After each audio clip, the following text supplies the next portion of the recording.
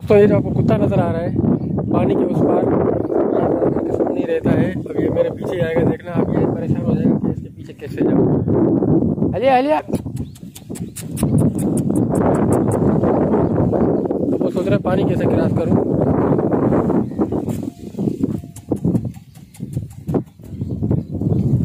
अब देख रहा है कि ये जा रहा है या यहीं खड़ा हुआ है। अब मैं तो जा रहा हूँ भाई अपने घर पे।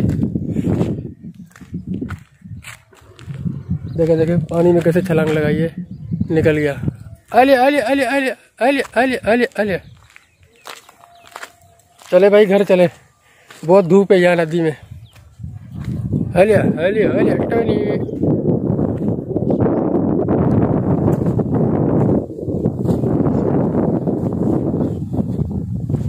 ये देखे मेरे पीछे पीछे आ रहा है, ये मेरा पीछा नहीं छोड़ता।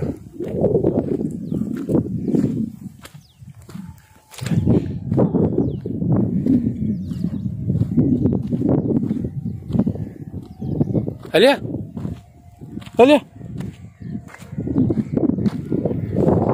तो ये कब्रिस्तान है। कब्रिस्तान बहुत बड़ा है, ये हमारे घर के सामने ही कब्रिस्तान है, क्योंकि हम शहर में नहीं रहते, हम देहात में रहते हैं।